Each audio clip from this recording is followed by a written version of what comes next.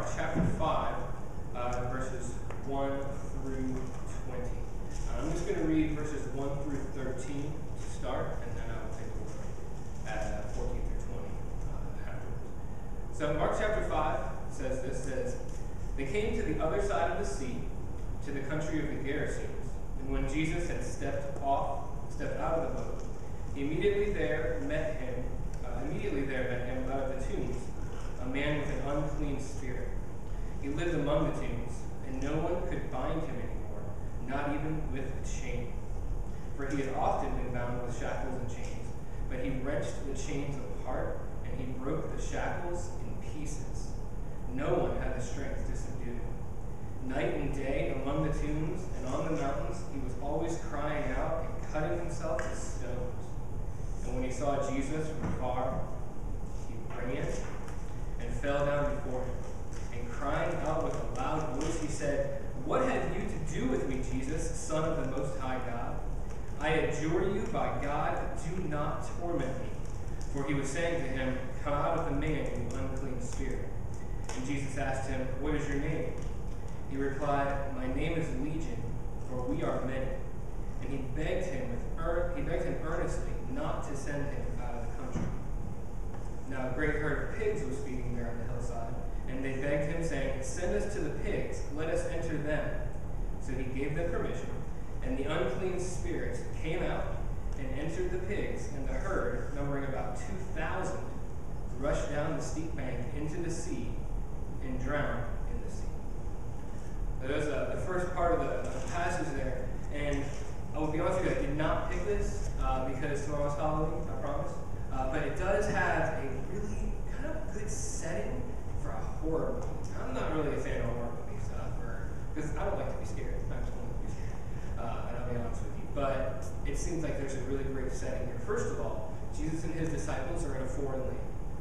And that's the first thing. This is on the other side of the Sea of Galilee, in the land of the Gerasenes. And the biggest clue that this is Gentile territory is that there's pigs. And pigs are an unclean animal for Jewish society. So that's our biggest clue that this is a Gentile territory. So they're kind of in a bit of a foreign land. Second of all, it's in the middle of the night. If you look back at Mark chapter 4 and verse 35, when they're getting ready to go across the sea, it says, "On that day when evening he had come, he said to them, 'Let us go across to the other side.'" And so evening had come.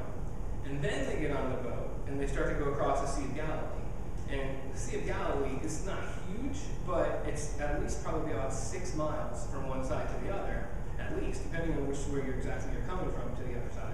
And so you gotta think they're in a rowboat, and they're in a rowboat, and they're going 6 miles. It's gonna take a while to get there, so it's probably dark, if not maybe early morning when they get there.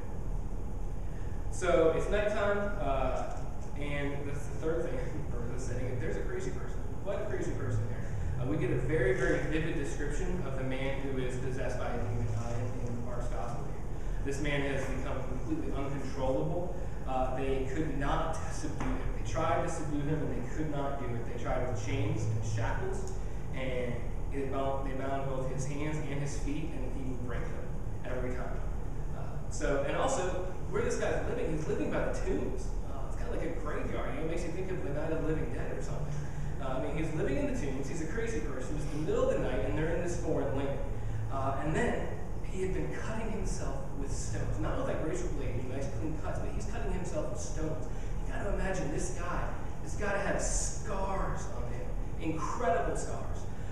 They said we're not sure how long that he has been living by these tombs, how long he's been possessed by the demon, but according to the parallel in Luke, Luke says it has been for a long time.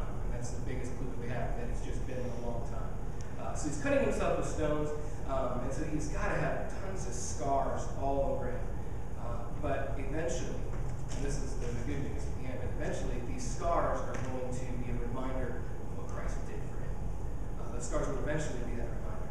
So there's a battle stage that's kind of set here. So we're on one side, you have Jesus, who's just coming off the boat, and the passage that had just come before this is actually where he calms the storm.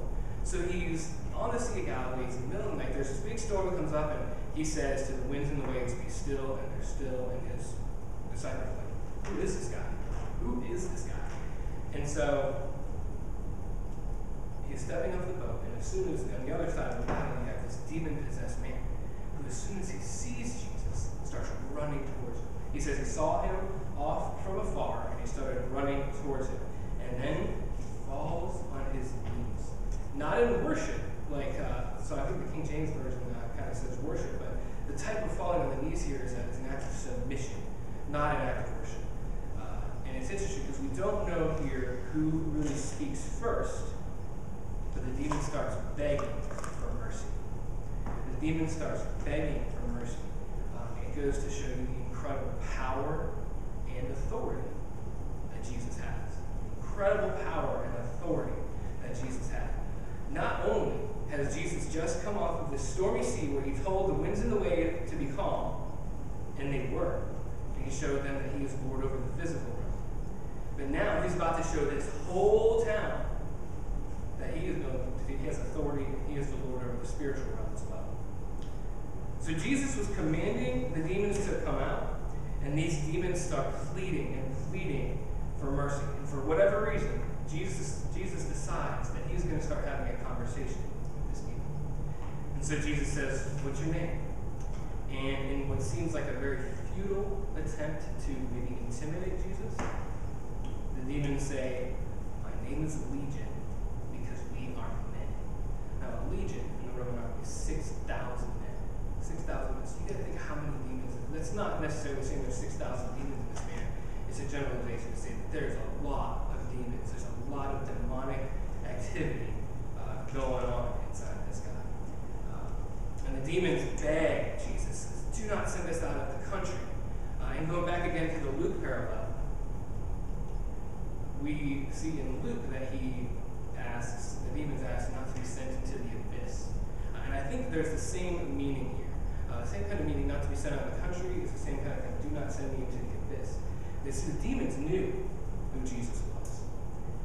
They knew what their ultimate fate was. In Revelation chapter 20, we see that the abyss is where Satan and his demons are put, and they're locked and stowed away for the millennial reign, so that they cannot have any effect on humans anymore. So the demons know that this is coming eventually. And so the demons, they're sitting in this guy, and they're controlling him, and they're doing their job. Their job is to probably ultimately destroy God's creation, being this man. And they understand that their end is coming. They understand that eventually they're going to the abyss. But they understand they also probably have a few thousand years left. They probably have a long while before they're going to be sent there. And they look up one day, and there is Jesus. And Jesus is the only one. Jesus is the only one who can make it stop. I mean, if you look back at the passage, it says nobody could subdue this guy. Like, they would try to chain him, everything they would do, he would break free. Like, nobody could stop these demons. And then Jesus shows up. Jesus, having that ultimate authority, the demons say to him, "Please don't destroy us, have mercy on us." And they look and they see a herd of pigs. And they see this herd of pigs, and they see this as a means of escape. So they ask Jesus if they can go into the pigs. And so Jesus gives them permission, and the whole herd of pigs goes off the cliff and into the sea and drown. And you see, I think this is where we get a key to what these demons' their ultimate purpose was in this game. Their ultimate purpose was to destroy man. The demon's purpose is to destroy God's creation. And so what Jesus did, knowing that it wasn't the time yet to completely destroy the demons, that time is coming, and Jesus will do that. But at this point, at this time, he is saying, you can go into the pigs, and he lets them fulfill their purpose, but he does not let them fulfill their purpose in the man. So what does Jesus tell us about the sparrow? The sparrow. He paid so much, he pays that much attention to the sparrow, and he loves the sparrow that much. How much more does he care about you? It just goes to show how much Jesus loves people, and how we're just that special to him. So if we go back to verses 12 and 13. I just want to take a look at those really quick. It says I think this is one of the greatest pieces of evidence that we have for the authority of Jesus. And I just want to highlight this part. And that the demons, when they see the herd of pigs, they don't just go. They don't just leave and go into the herd of pigs. It's not what they do. They have to have Jesus' permission to go into this herd of pigs. They have to ask Jesus, please let us, please allow us to go into this herd of pigs. We have an enemy. We have an enemy that prowls around like a lion, seeking who he's going to devour. But take courage in the fact that Satan and his demons can't do anything unless God allows him to. Jesus has authority. And Paul talks about the authority that Jesus has. I'm going to just read a couple verses from Ephesians chapter 1 and verses 21. So Paul in Ephesians is talking about Jesus sitting at the right hand of God. And in verse 21 he says, far above all rule and authority and power and dominion, and above every name that is named, not only in this age, but also in the one to come. And he put all things under his feet, and gave him as head over all things to the church, which is his body, the fullness of him who fills all in all. So the battle is over, and Jesus wins. And I'm sure it was quite a sight at that time. It was quite a sight to behold. There's always an aftermath after something like that. So let's go ahead and look at verse 14. We'll read verses 14 through 20, and we'll kind of see what the aftermath looked like. So starting in Mark 5:14, it says, the herdsmen fled and told it in the city and in the country, and the people came to see what it was that had happened. And they came to Jesus and saw the demon-possessed man, the one who had the legion, sitting there, clothed and in his right mind, and they were afraid. And those who had seen it described to them what had happened to the demon-possessed man and to the pigs. And they began to beg Jesus to depart from their region. And as he was getting into the boat, the man who had been possessed with demons begged him that he might be with him. And he did not permit him, but said to him, go home to your friends and tell them how much the Lord has done for you, and how he has had mercy on you. And he went away and began to proclaim it in the Decapolis, how much Jesus had done for him, and everyone marveled.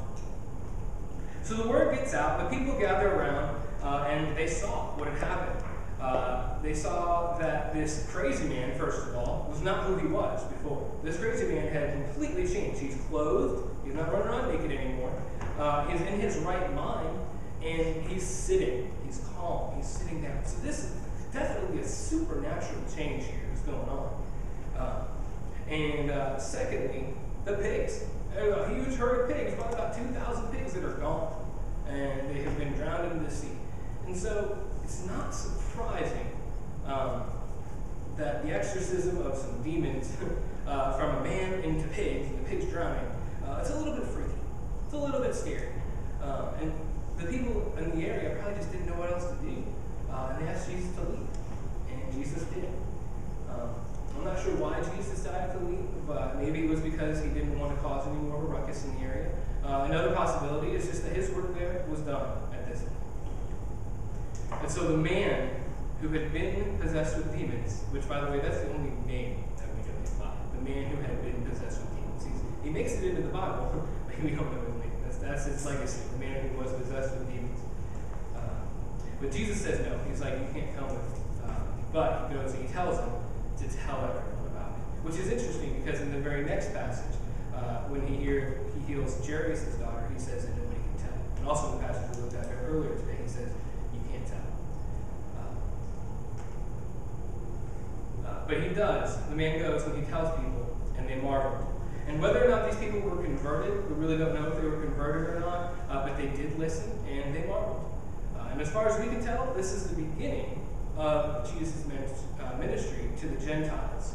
This crazy man went from madman to missionary, and he went and told people, and the people marveled. And as far as we know, it looks like he was pretty successful. So the big takeaway from this passage. We talk a lot about being freed from sin, about being freed from the bondage of sin. This guy was in real bondage by real demons. He was shackled, and at the same time, he had no control over himself. This guy was in real, incredible bondage. And this is a great picture of what Christ does for us. God, we are not possessed by demons necessarily, but we were slave to sin. We were completely slave to sin. And we may not realize it, but the people around us might not be in too much of a different situation this man is than the people around us who aren't saved. They're not in physical bondage, but they are in spiritual bondage. And and they are slaves to sin. We were like that at one point, and Christ has set us free. He defeated sin on the cross, and then he defeated death when he rose again on the third day during the prayer. And so what are we supposed to do with that? What are we supposed to do with that? This man wanted to be with Jesus, and I would too. If Jesus healed me like that, I would want to be with him too, absolutely. Do you remember what it feels like to fall in love with Jesus? Do you remember what it felt like the first time you accepted him, the first time you felt his forgiveness? You fell in love with Jesus. And that's what this man did. And I'm not saying we don't still feel that way today, but our desire should be to be with Jesus. We put our hope in the fact that we will one day be with him forever. So our desire should be the same as this man's desire was. He wanted to hang out with Jesus. He wanted to be with him forever. He wanted to go where he went. He wanted to stay with Jesus always, but Jesus said no. Our job right now is to go and tell everyone else. And that's what this guy did. And what happened? The people marveled. The people marveled. They rejected Jesus to his face. He did this amazing exorcism, this great miracle. And they said, "We're scared of you. Get out of here." And now this guy's telling them what Jesus has done for them, and they're marveling at the situation. They're marveling at it. The man who Jesus had set free told them about what Jesus had done for them, and they marveled. My prayer is that we'll have the courage to do the same thing. That we'll have the courage to tell everyone about the wonderful Savior who has set us free. So let me pray for us. And then we'll be done. Father, thank you so much for who you are. Lord, thank you for setting us free. Lord, we know that we were in bondage to our sin. Lord, we are grateful that you have set us free. Father, be with us this week. Lord, as we go about the rest of our classes, as we go about the rest of our time and our jobs this week and things, Lord, I pray that you would open up opportunities for us to share our testimony with people. Lord, thank you for who you are and for what you've done for us. We pray in Jesus' name. Amen. Amen.